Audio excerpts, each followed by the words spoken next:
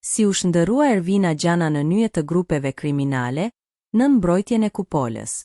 Ervina Gjana është drejtoresha me 4 dosje penale, nga grabitja e databazës së policisë deri tek hetimi nga struktura posaçme kundër korrupsionit dhe krimit të organizuar si pjesë e një grupi të strukturuar kriminal. Para një jave, drejtoreshës antikrimit kibernetik në drejtorinë e policisë së shtetit, Ervina Gjana, me vendim të strukturës së posaçme kundër korrupsionit dhe krimit të organizuar dhe gjykata e posaçme e apelit për korrupsionin dhe krimin e organizuar, ju sekuestruan telefoni, kompjuterët, dokumente të zyrës dhe materiale hetimore në banesë.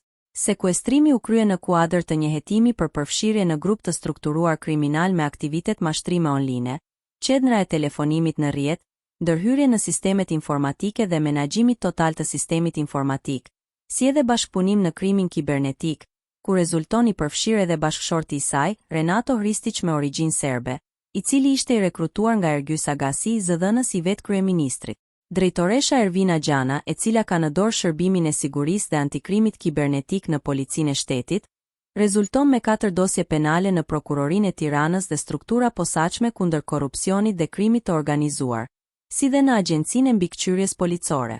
Më 2 gusht së bashku me drejtorin e informacionit teknologjik në policinë e shtetit, Ervin Muça, drejtoresha e antikrimit kibernetik, Ervina Gjana, grabiti databazën me të dhënat e policisë së shtetit.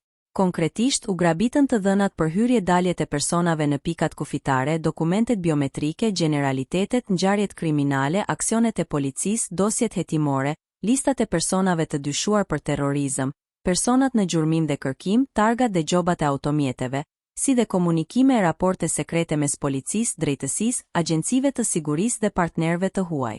Më 30 maj, kur Ervina Gjana ishte specialiste e informacionit teknologjik në drejtorinë e policisë së shtetit, shërbimi i kontrollit brendshëm e kallëzoi në prokurori dhe e pezulloi nga detyra, pasi kishte vjedhur hard diskun e kompjuterit zyrtar ku ruheshin të dhëna tepër sekrete. Megjithatë, përmes ndikimeve të caktuara, çështja penale ju pushua. Ajo u rikthye në polici dhe më pas u emërua drejtoresha antikrimit kibernetik. Madje, drejtoresha Ervina Gjana u baqe fuqishme për shkak të ndikimit të klaneve mafioze, sa filloi të diktonte vendime edhe në kupolën e policisë së shtetit. Në muajin janar ndaj drejtoreshës antikrimit kibernetik, Ervina Gjana, u depozitua një tjetër kallëzim në prokurorinë e Tiranës, por çështja u pushua në heshtje. Sekuestrimi i telefonit nga struktura posaçme kundër korrupsionit dhe krimit të organizuar, para një jave përbën rastin e 4 të hetimit ndaj saj. Në nëntor, drejtori i policisë së shtetit, Ilir Proda, me urdhër të klaneve mafioze brenda dhe jashtë pushtetit, e caktoi Ervina Gjanën drejtuese të komisionit që përzgjodhi 48 shefat e komisariateve. Ajo i përzgjodhi këta drejtues sipas preferencave të grupit mafios ku bënte pjesë në kokën e kupolës, ndërsa drejtori Ilir Proda vetëm firmosi emërimet, pa guxuar të kryente asnjë verifikim apo ndryshim.